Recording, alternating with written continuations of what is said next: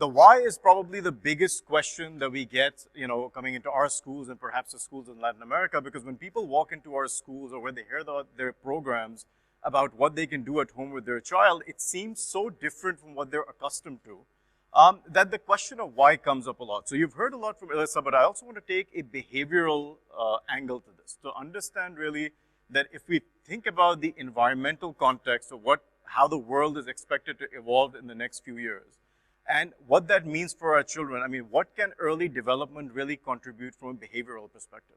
So clearly, Alyssa talked about this, and I'm sure you've heard a lot of this in terms of how the world is changing, how there is so much disruption on the horizon, and there we're likely to see jobs disappearing to artificial intelligence and technology. Now, a couple of things we don't hear, right? We don't ever hear about the magnitude of the impact, and the assumption always is that this is something way in the future. The reality is this structural shift is happening right now.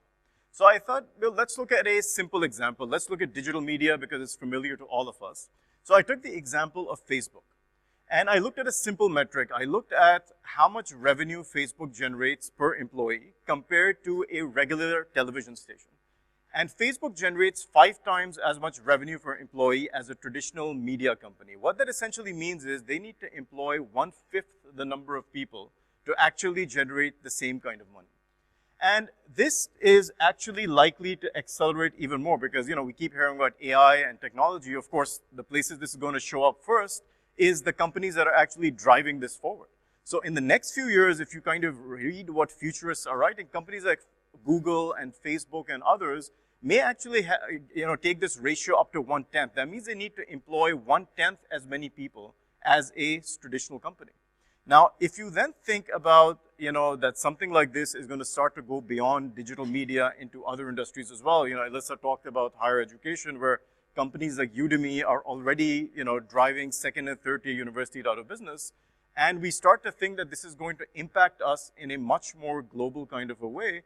You start to really understand that this is going to be something that is going to have profound impact. So what does that mean for the world that our kids are going to be growing up in? Right? So let me ask you a question. Does anybody here want to guess what is the most entrepreneurial country in the world? America? Okay. I wonder why Sweden, but United States is the most common answer. It is correct that when you actually think about high-value entrepreneurship, you think about, Steve Jobs and Jeff Bezos and Elon Musk, it's really the United States. But if you break down entrepreneurship into its most basic form, right? I mean, entrepreneurship is really a fancy word for self-employment. And if we look at entrepreneurship as self-employment, then it turns out, based on a World Bank study, that Uganda is actually the world's most entrepreneurial country. It's not what you would expect, right? But 1/3 of Ugandans are self-employed, right? Now, they're self-employed not because they're necessarily more entrepreneurial than anybody else, but they're self-employed by necessity, right? So again, in basic terms, the hot dog vendor on the street is an entrepreneur. The person selling fruits and vegetables on the side of the road is an entrepreneur. So you have all these self-employed people in Uganda as a matter of necessity. And this is a really important point. It's something that I can relate to because I grew up in a developing country as well. So when I was growing up, in my father's generation, self-employment was really a way of life. It was not something that you said, look, I'm going to quit my fancy corporate job and I'm going to become an entrepreneur and it's going to be a big thing. Not really. He was a lawyer. If he needed to practice law, he needed to set up his own law practice. His friends were doctors. If they needed to practice medicine, they needed to set up their own clinics. Now, I'm sure many of you who grew up in developing markets can relate to that. They weren't big companies around hiring a lot of people. But obviously, as countries have developed, and you certainly see this in the developed world, where it's a general expectation, you go to university, you get recruited into a company, and that's really about it. But things are really likely to come full circle where self-employment is likely to become a necessity. It's going to go back to the time where it's no longer enough to go to university, get a degree, and wait for a company to show up and recruit you. So if we accept that really the structural decline in employment opportunities has already started and is going to accelerate, and that self-employment will become a matter of necessity, then what do you think is the number one trait that our children will need to actually thrive in a world like that? Any guesses? Yeah, absolutely, right? There are, and there can be many more, but the number one thing that always comes up, you listen to anybody talk about entrepreneurship, the one commonality that you will always see is resilience. Right? Now, resilience is one of those things that's talked about and written about a lot. There's a lot of excellent books on how do you build resilience in children. They talk about, how do you not accommodate all their needs, you let them take risks, they let them make mistakes, and so forth. And all of that is valid, and I suggest you go to Amazon, find some top, rated books on resilience and actually read them. But I actually want to look at resilience more from a brain development perspective because that's really what we're talking about here today. So research has actually proven that children who are exposed to high impact early years education have a vastly more connected brain. This is exactly what Elissa was saying. It's about the neural connections in the brain. And this vastly more connected brain is not really just about learning. It's not just about achievement. It's also about emotional resilience and well-being. And one of my favorite cases that, come out of our family of schools all over the world is, the Browder family, which was recognized by Bill and Hillary Clinton. The reason this is a very interesting case study is because 5 of their children went through our early development programs. They didn't go through the entire curriculum which exists. They only went through the early development. And if you read what they've been doing, there are 2 common things that come up. One, they were the youngest at something. They were the youngest lawyer, or they were the youngest journalist, or they were the youngest musician. And the second thing that pops up was that they're all very diverse. So again, going back to understanding that every child is unique. All of them went through the same early development programs, but they went on to do different things. But the reason this is such an important example of how early years impacts resilience is because of the little girl that you see in the middle. That was Christina. She was 5 years old. When she was 5, she was hit by a drunken driver. She spent a whole year in a body cast. Right? Now, imagine what that does to a child to not be completely immobile for 1 whole year. Now, her mother was determined to not let her fall behind in the early development program. So she continued to work with her. Eventually, she recovered and went on to become the youngest lawyer to graduate from Pace Law School in New York.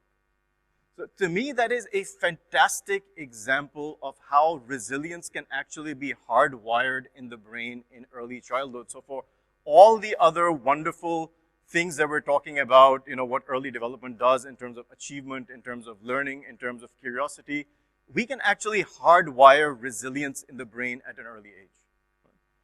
If we continue with the same example, and again, Elissa touched on this, earlier, that yes, we're seeing job losses, but it's actually also a redistribution of jobs.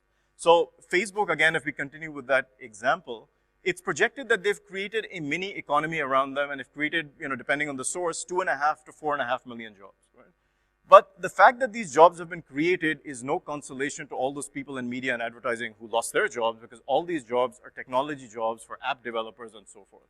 But the reason this is really important is to really understand the level of adaptability that is even required today, but the fact that this is going to accelerate by the time our kids come into the workforce, that, just imagine sometimes, how difficult it feels to say, okay, I'm going to reinvent myself and go into another career.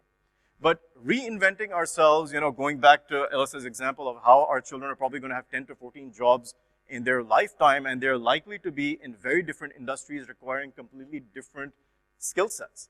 So, again, the implications of that are quite profound. Now, this is a bit the industrial, revolution that Elissa spoke about.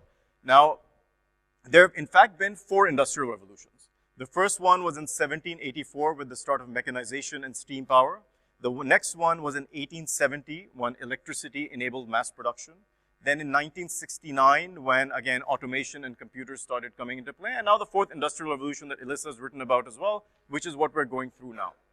The most interesting thing about all of this is that the gap between the first and second industrial revolutions and the second and third industrial revolutions was 100 years.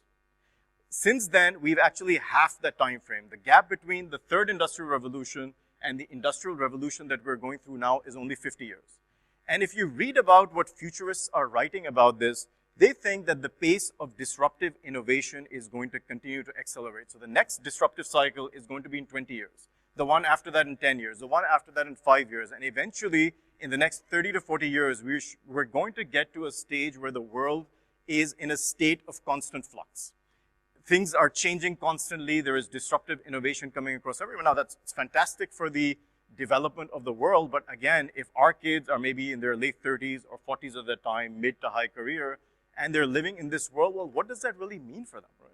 It means that they need to be adaptable and curious, but not just regular adaptable and regular curious. They need to be extreme adaptable and extremely curious. They need to kind of love learning new things all the time, which is why it's so important when we talk about how so many traditional schools just kind of drive the love of learning out of children by taking this one-size-fits approach to all the children, to actually, trying to force things on children that are boring or dull. That love of learning, that curiosity is going to be absolutely critical as we go forward, and that extreme adaptability that maybe the media guy can become the app developer or the AI engineer or something else, because that is really what the world is going to require of them. So how do you create adaptability and curiosity? Well, diversity of exposure creates adaptability and curiosity. We see this in our schools. Alyssa sees this in her school. This is the reason that we teach our children, we teach the whole child, intellectual, physical, social. They read English, Arabic, French. They read Spanish. In other schools, they're learning Japanese. They're doing encyclopedic bits as diverse as, the great art masterpieces to mammals. Because it's really that diversity. You are hardwiring the adaptability and the curiosity inside of them. The same thing applies to physical. They're doing swimming, they're doing gymnastics, our kids do violin. And again, the children at Masterminds, for example, they don't interact with one teacher. They're interacting with 5 or 6 different specialist teachers. Somebody comes in, teaches them French. Somebody else comes in, teaches them Arabic, then swimming, and so on and so forth. Now, it takes a good term for them to get accustomed to all this change, but after a term, they're set. They go from one teacher to the next, one program to the next, with ease. Again, this is about, and this is something we try to explain to parents, that it's not about just the skills. It's not that they're great swimmers and great violinists or great readers, but it's ultimately what is that doing to their development, and what traits are we embedding early on that are going to take, go forward with them for the rest of their life. And again, adaptability and curiosity, along with resilience, are going to be absolutely critical. The other thing, that we hear a lot about is that the future is all about collaboration. And that's absolutely correct, right? But the nature of collaboration is changing. I mean, when, we say collaboration, often we think of that picture, people huddled together in a room, brainstorming, but increasingly, that's not what collaboration looks like. Increasingly, that's what collaboration looks like. People, individuals sitting in front of their screens in different parts of the world, connected with each other. We're all part of these massive electronic networks, Facebook, LinkedIn, Udemy, whatever it is. But if you really think about it, I mean, those are not deep connections. Right? I can give you an example. I remember when Facebook came out, it was great. We connected with friends back in school and college who would have never got in touch with before. But I remember a specific example where, a couple of years, after I got on Facebook, connected with somebody and, liking and sharing each other's vacation photos, I ran into her somewhere. Right? And we were all excited because we thought we knew everything about each other's lives. In 60 seconds flat, I ran out of what to say to her, right? Because I couldn't poke her or like her or, give little one-liners on her photos. It's not a deep connection. And our kids are growing up in this world. That it's an increasingly, disconnected world where we're connected to millions and billions of people through electronic networks, but those aren't real human connections. And again, this relates back to what Alyssa was saying about really, teaching those human values. So, diversity is easy, right? I mean, we're in Dubai, so, internationally, that's a picture from our International Day. That is easy. But one of the things that we also talk about in our schools is random acts of kindness. We have Kindness Week all the time. Our teachers talk about, empathy and, being kind to others. And this is absolutely crucial. Because ultimately, the human skills that all of us took for granted, because for us, it was a necessity, right? We had to empathize with other people. We needed to develop emotional intelligence. We had to be able to connect with each other to work. Our kids will grow up in a world where that is not necessary. They can just be on their phones or their computers and connected to people all the time. So we have to teach that empathy to them. And if we then kind of bring this all together, another question we're asked all the time, right? That why do we need to get there faster? Because obviously the kids who go through our programs go through accelerated development. You talked about the graduates who are, some of the youngest at whatever they do. Why is this so important? Well, we can take a macro view and a micro view. From a macro perspective, I mean, if you think about a big innovator like Steve Jobs, when, somebody like a Steve Jobs died, dies, everybody says, everybody's upset, and they say, man, just imagine what Steve Jobs could have contributed to the world if he had another 10 or 20 years. Right? But the reality is that none of us really know how much time we have. So the only thing that we can control is, we can't extend our lives, but we can actually get there faster. So what and I feel strongly about this because this has to do with what I aspire for my daughter. For what I aspire for my daughter is that when she's 20 years old, she understands with ease what I struggle to understand well into my 40s.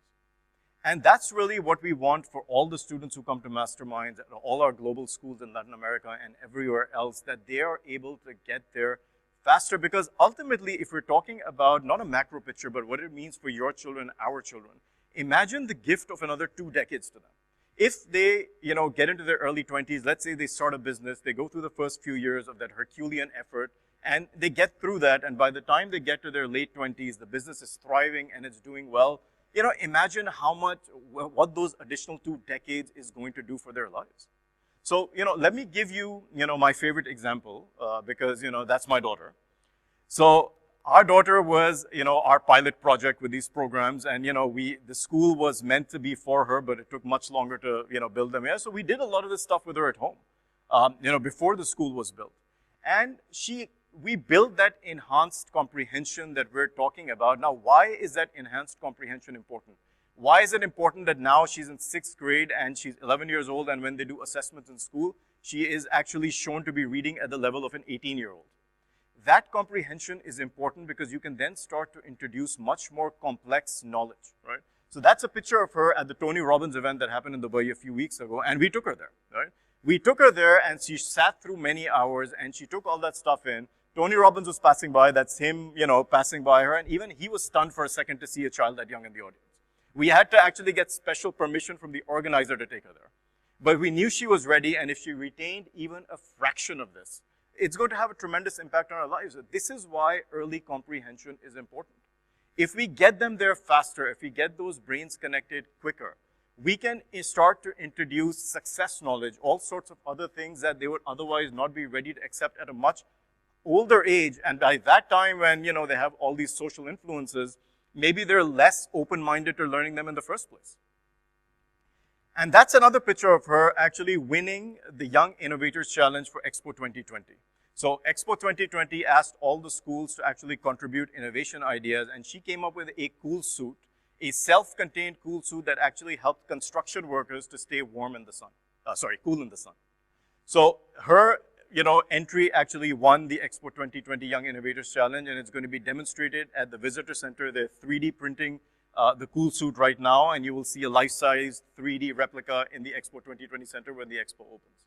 But the reason I love this is it's not just about the innovation of it, it's also about the empathy of it, and it goes back to the humanity that we were talking about. Because, again, it's not something, the one kindness week that we have or the other things we talk about in the school, because it's the messages that we are giving to her every day at home as well, and this is important for parents to do as well. So she came up with an innovation because she looked at the environment, she saw all these construction workers working in 48 degrees Celsius weather outdoors, and she thought that she would come up with an innovation that can help them.